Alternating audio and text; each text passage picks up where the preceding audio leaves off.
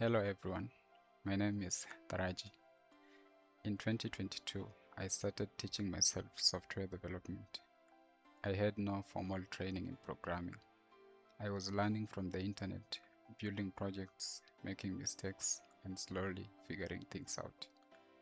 By 2023, I had started getting freelance gigs. Before that, I was working in the courier industry. My job involved helping drivers with deliveries and collecting parcels. But honestly, the pay wasn't enough for the life I wanted. So around September 2023, I made a big decision. I resigned from my courier job and started doing web development full-time. For a while, things worked out. I was getting projects, working with clients, and building a career for myself as a self-taught developer. But towards the end of 2024, things started changing. AI was becoming much more powerful, and at the same time, the freelance web development market became much more difficult. The gigs started reducing, and eventually, finding new clients became really difficult. I still have one client I have worked with for about 2 years, but the work has become much less frequent. So I started asking myself, what else can I learn? What else can I build? And that is when I started looking into furniture making. Around December 2025, which is last year, I became seriously interested in learning how sofas are made. I started researching everything I could find: the materials, the frames, the foam, upholstery, different construction techniques and tools used by furniture makers. I didn't go to a furniture making school. Just like software development, I decided to teach myself. In April this year, I bought some basic tools. I rented a small room close to my apartment and decided to build my first sofa. The tools I started with were very basic. I had a circular saw for cutting wood and making straight cuts, an electric hand planer for smoothing and adjusting thickness of the wood, a square for making sure my corners and cuts were actually straight and accurate, a tape measure for measuring different parts of the frame, a hammer for fastening and assembling parts, and as well as attaching the fabric to the frame, a drill and a screwdriver for drilling holes and driving screws, scissors for cutting materials such as fabric and upholstery materials. With those basic tools, I started building. My first project was a 5-seater sofa. It took me about a month to complete, and no, it wasn't perfect. There were many things I would do differently now. But when I finally finished it, I was proud of what I had made. It actually looked good. People passing along the road started stopping to have a look. Some of them told me that the workmanship was good. But they also told me something else. The color wasn't very appealing, and the design wasn't exactly what they were looking for. So the sofa stayed there for about a month. Eventually, because I needed the space in the workshop, I moved the sofa to my house and put it in my office. And that is where my first sofa is still sitting today.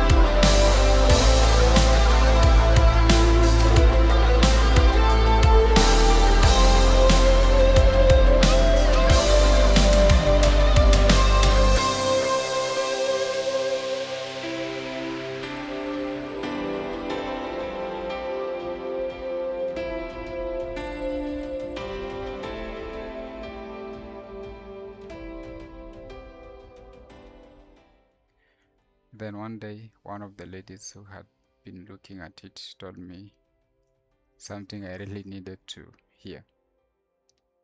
She said I had done a good job, but instead of buying the sofa, she gave me her own custom design. We discussed what she wanted, agreed on the price, and she paid a 50% deposit. And just like that, I had my first real furniture customer. I went back to the workshop and started building. This time, I was applying everything I had learned from my first attempt.